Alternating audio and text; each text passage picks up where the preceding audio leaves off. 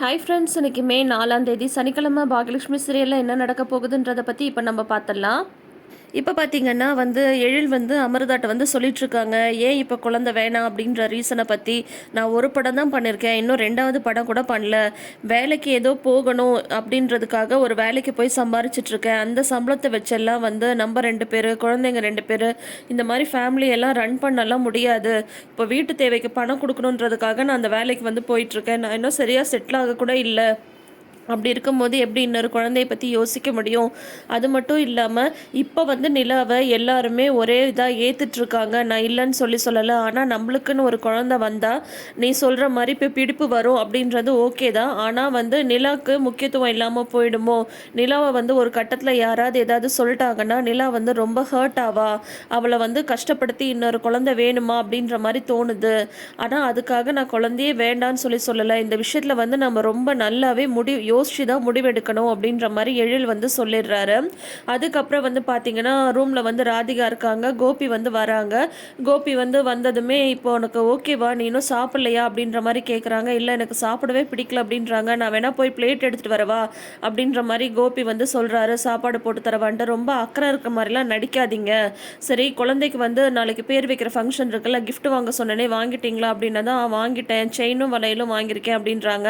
உடனே ராதிகா சொல்கிறாங்க, எனக்கு டேப்லெட்ஸ் வாங்கிட்டு வந்தீங்களான்னு கேட்குறாங்க. ஐயோ, ஏதோ மறந்துட்டேன்னு நினச்சேனே, இதை தான் மறந்துட்டேனா அப்படின்ற மாதிரி கோபி சொல்கிறாங்க. அதானே, என்னமோ அக்கறை இருக்கிற மாதிரி நடிச்சிங்க.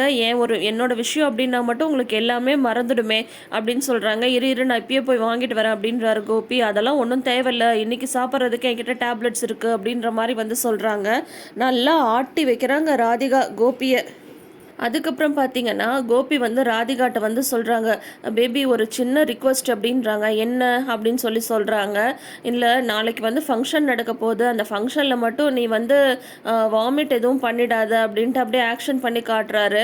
உடனே பார்த்தீங்கன்னா என்ன சொன்னீங்க அப்படின்ற மாதிரி சொல்கிறாங்க. என்ன, நான் மட்டும் என்ன விருப்பப்பட்டு வேணும்னே போய் போய் எல்லார் முன்னாடி வாமிட் பண்ணிட்டு இருக்கேன்னா அது எவ்வளோ கஷ்டம்னு சொல்லிட்டு எனக்கு தானே தெரியும். இல்லை, நான் ஒன்று கேட்குறேன், பாக்யாவும் தானே ப்ரெக்னெண்ட்டாக இருந்தாங்க 3 times. அப்பெல்லாம் நீங்கள் இந்த மாதிரி தான் சொல்லிட்டு இருந்தீங்களா அப்படின்னு ராதிகா கேட்குறாங்க. அந்த முட்டைக்கண்ணை போட்டு நல்லா உருட்டி உருட்டி.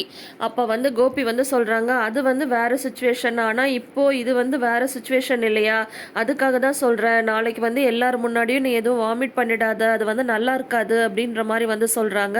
அப்போது இதுக்கே நீங்கள் இப்படி பயந்தீங்கன்னா இன்னும் வீட்டில் விஷயத்த சொல்லாமல் இருக்கீங்களே. நான் ஒன்று கேட்குறேன், இதெல்லாம் நீங்கள் இப்போ பேசக்கூடாது, முன்னாடியே யோசிச்சுட்டு இருந்திருக்கணும் அப்படின்ற மாதிரி சொல்கிறாங்க. தப்பு தான், எல்லாமே என்னோட தப்பு தான், இல்லைன்னு சொல்லலை. ப்ளீஸ் எனக்காக இதை மட்டும் கொஞ்சம் கான்ஷியஸாக இரு. டாக்டர் கொடுத்த டேப்லெட்டை மட்டும் போட்டுக்கோயே. ஏன்னா நாளைக்கு ஜெனியோட அப்பா ஜோசப் அவரெல்லாம் வேற வராரு. அந்தாலும் என்னடா பிரச்சனை பண்ணலாம், எப்போ பிரச்சனை பண்ணலான்னு சொல்லிட்டு பார்த்துட்டே தான் இருக்காரு. இதை வச்சு ஒரு ப்ராப்ளம் வேண்டாம் அப்படின்னு சொல்லிட்டு கோபி சொல்கிறாங்க. அதுக்கு ராதிகா சொல்கிறாங்க, சும்மா என்னையே எதையாவது சொல்லிட்டு இருக்காதீங்க கோபி, முதல்ல விஷயத்தை வீட்டில் சொல்கிற வழியை பாருங்க அப்படின்னு சொல்லிட்டு திட்டிட்டு போகிறாங்க. உடனே கோபி உட்காந்து புலம்புறாரு. எப்போ தான் எனக்கு இந்த 7.5 சனி முடியும்னே தெரியலையே அப்படின்ட்டு. இது 7.5 சனி இல்லை கோபி, உங்களுக்கு ஜென்ம சனி. இது உங்களை விட்டு போகவே போகாது. இதெல்லாம் நீங்கள் அனுபவிச்சு தான் ஆகணும். நெக்ஸ்ட்டு பார்த்தீங்கன்னா கிச்சனுக்கு அமிர்தாவும் எழிலும் வராங்க. அப்போ பாக்யா ஸ்வீட் பண்ணிகிட்ருக்காங்க. அமிர்தா, நான் சொன்னது சரியாக போச்சுல்ல அப்படின்னு சொல்கிறாங்க.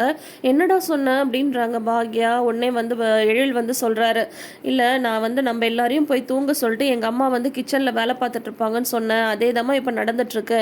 ஏம்மா, எங்கள் எல்லாரையும் போய் தூங்க சொல்லிட்டு நீ மட்டும் ஏம்மா தனியாக வேலை பார்த்துட்ருக்க அப்படின்றாங்க.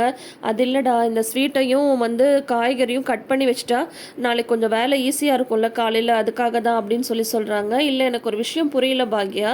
நீங்கள் என்ன சொன்னீங்க நேற்றுக்கு எபிசோடில் லஞ்ச் எல்லாம் ரெஸ்டாரண்ட்லேயே ரெடி பண்ணி எடுத்துகிட்டு வர சொல்லிட்டேன்னு சொல்கிறீங்க. அப்புறம் எதுக்கு காய்கறி கட் பண்ணுறீங்க? ஸ்வீட் பண்ணுறீங்க, ஓகே, காய்கறி எதுக்கு கட் பண்ணணும்? அப்புறம் பார்த்தீங்கன்னா சரி, நான் காய்கறியெல்லாம் கட் பண்ணுறேம்மா அப்படின்றாங்க அமிர்தா. உடனே சொல்கிறாங்க, இல்லை நான் பார்த்துக்கிறேன், நீங்கள் 2 பேரும் போய் தூங்குன்றாங்க. அதெல்லாம் ஒன்றும் இல்லை, நாங்களும் இருந்து ஹெல்ப் பண்ணுறோம் அப்படின்னு உட்காந்துட்ருக்காங்க. இவங்க 2 பேரும் வெஜிடபிள்ஸ் கட் பண்ணுறாங்க. பாக்யா ஸ்வீட் பண்ணிட்டு இருக்காங்க. அவங்க ஏதோ யோசனையிலே இருக்காங்க. என்னம்மா நானும் பார்க்குறேன், அப்போலேருந்து நீ யோசிச்சுட்டே இருக்க அப்படின்ற மாதிரி வந்து சொல்கிறாங்க. இல்லை எனக்கு ஒரு விஷயம் வந்து புரியல அப்படின்னு சொல்லிட்டு பாக்யா வந்து உட்காந்து பேசுகிறாங்க. இன்னைக்கு தான் பர்ஃபெக்டாக கரெக்டாக பேசியிருக்காங்க பாக்யா. உங்கள் அப்பா எதுக்குடா இன்னும் இந்த வீட்டில் இருக்காரு அப்படின்ற மாதிரி வந்து கேட்குறாங்க. இந்த வீடு யாரோட வீடு அப்படின்னு சொல்லி கேட்குறாங்க. இது என்னம்மா கேள்வி, இது உன்னோட வீடு அப்படின்றாங்க. என்னோட வீடுன்னு சொல்லாத, நம்மளோட வீடுன்னு சொல்லு. இதில் வந்து நீ, நான், அப்புறம் தாத்தா பாட்டி செழியன் ஜெனி எல்லாருமே இருக்கிறது ஓகே தான். ஆனால் சம்மந்தமே இல்லாமல் உங்கள் அப்பா எதுக்கு இன்னும் இங்கே உட்காந்துட்ருக்காரு? அவர் என்ன சொல்லி இங்கே வந்தார்?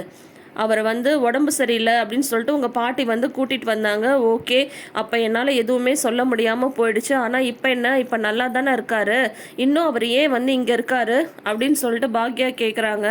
நாளைக்கு ஃபங்க்ஷனுக்கு எல்லாரும் வருவாங்க. ஜெனியோட அப்பா எல்லாருமே வருவாங்க. அந்த பக்கம் இந்த பக்கம் நம்மளோட சொந்தக்காரங்க எல்லாருமே வருவாங்க.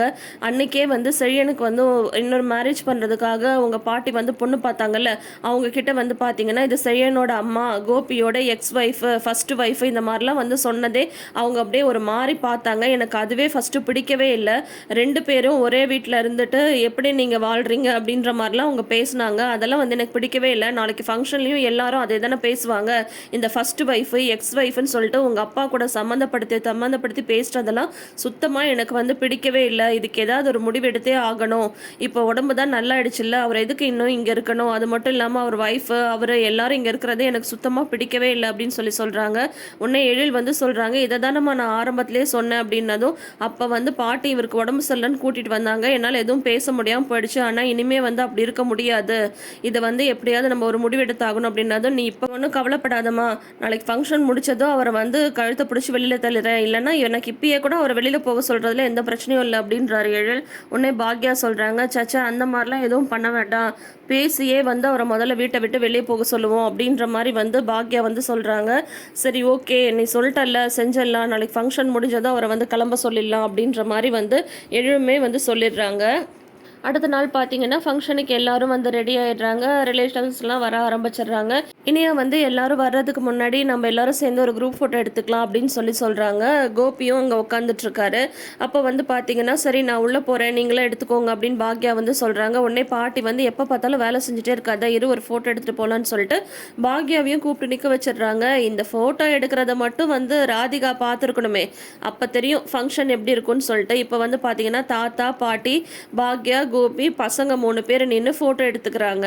இப்போ வந்துக்கு கரெக்டாக இவங்க ஃபோட்டோ எடுத்து முடிச்சதுமே ஜோசப் மரியம் எல்லாம் அவங்க ரிலேட்டிவ்ஸை கூட்டிகிட்டு வந்துடுறாங்க. ஆனால் ஜோசப்போட முகமே சரியில்லை, கடுகடுன்னு இருக்கு. இவங்கெல்லாம் வந்து வெல்கம் பண்ணுறதுக்கும் சரியாக அவர் வந்து ரெஸ்பான்ஸ் பண்ணவே இல்லை.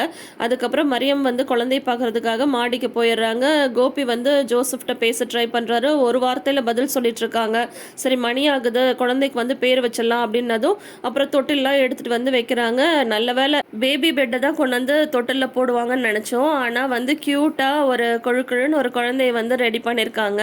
நல்லா அழகாக இருந்தது அந்த குழந்தை. ஜெனி வந்து அந்த குழந்தைய தூக்கிட்டு வராங்க. கூட மரியம், அமிர்தா எல்லாருமே வந்து வராங்க. இப்போ வந்து பார்த்திங்கன்னா குழந்தைய பார்த்ததும் தான் ஜோசப்க்கு கொஞ்சம் சிரிப்பு வருது. குழந்தைய தூக்கி கொஞ்சறாங்க. உடனே அந்த குழந்தை வந்து அழ ஆரம்பிச்சது. அப்புறம் கோபி கைக்கு வருது. அதுக்கப்புறம் வந்து பார்த்திங்கன்னா ராதிகா வேற வந்துடுறாங்க. ராதிகா வந்து கரெக்டாக போய் கோபி பக்கத்துலேயே தான் நிற்கிறாங்க. அப்புறம் வந்து பாக்யாக்கு இதெல்லாம் சுத்தமாக பிடிக்கவே இல்லை. அதுக்கப்புறம் வந்து பார்த்தீங்கன்னா சரி மணி ஆகுது, குழந்தைக்கு வந்து பேர் வச்சு தொட்டிலில் போட்டலாம் அப்படின்னதும் இப்போ பிரச்சனையை ஆரம்பிக்கிறாரு ஜோசப். எதுக்கு பேர் அப்படின்னு சொல்கிறாங்க. இது என்ன கேள்வி, குழந்தைக்கு பேர் வைக்க தானே இந்த ஃபங்க்ஷன் அப்படின்றாங்க பாட்டி. அதை தான் நாங்கள் வந்துட்டு முதலையே பேரெல்லாம் வந்து வச்சு சர்ச் வரைக்கும் போகிறதுக்கு தான் முடிவு பண்ணிட்டோமே. அன்னைக்கு மட்டும் நீங்கள் குழந்தைய வந்து கடத்திட்டு வராமல் இருந்திருந்தீங்கன்னா நாங்கள் சர்ச்சுக்கு போய் ஞானஸ்தானம் கூட வாங்கியிருப்போம் அப்படின்றாங்க. உடனே வந்து இப்போ பிரச்சனை ஆரம்பம் ஆயிடுது. மரியம் சொல்கிறாங்க, பேசாமல் இருங்க ஜோசப் அப்படின்னு சொல்கிறாங்க. குழந்தைக்கு பேர் வைக்கிற ஃபங்க்ஷன் தான் இவங்க வரவே சொல்லியிருக்காங்க. இப்போ வந்து பார்த்தீங்கன்னா இவர் வந்து வேணும்னே பிரச்சனையை ஸ்டார்ட் பண்ணணுன்றதுக்காகவே ஜோசப் வந்து ஸ்டார்ட் பண்ணியிருக்காங்க. உடனே நம்ம பாட்டி சும்மா இருப்பாங்களா? உடனே அவங்க வந்து சொல்கிறாங்க, இது செழியனோட குழந்தை, எங்கள் வீட்டு வாரிசு, இந்த குழந்தைக்கு என்ன பண்ணணுமோ அதை வந்து எங்கள் முறை பிரகாரம் எங்கள் இஷ்டத்துக்கு தான் நாங்கள் பண்ணுவோம், அதை பற்றியெல்லாம் நீங்கள் பேசக்கூடாது அப்படின்றாங்க. பாக்யா வந்து சொல்கிறாங்க, நடந்து முடிஞ்சதை பற்றி யாருமே பேசாதீங்க ப்ளீஸ், பிரச்சனை எதுவும் வேண்டாம் அப்படின்ற மாதிரி சொல்லிட்டு இருக்காங்க. ஆனால் ஜோசப் வந்து பிடிவாதமாக குழந்தைக்கு பேர் வைக்கக்கூடாது அப்படின்னு சொல்லிட்டு இருக்காங்க. இதோட இன்னைக்கு எபிசோடை வந்து முடிச்சிருக்காங்க. இனி அடுத்த வாரம் இந்த ஃபங்க்ஷனில் என்னெல்லாம் நடக்க போகுதுன்றதை நம்ம வெயிட் பண்ணி பார்த்து தெரிஞ்சுக்கலாம். அதுக்கு முன்னாடி நீங்கள் இன்னும் நம்ம சேனலை சப்ஸ்கிரைப் பண்ணாமல் வீடியோஸ் பார்க்குறீங்கன்ற மாதிரி இருந்தால் இப்போயே சப்ஸ்கிரைப் பண்ணி வச்சுக்கோங்க. பக்கத்தில் இருக்கிற நோட்டிஃபிகேஷன் பெல் ஐக்கானில் ஆல் சிம்பிள் கிளிக் பண்ணிக்கோங்க. தேங்க்யூ.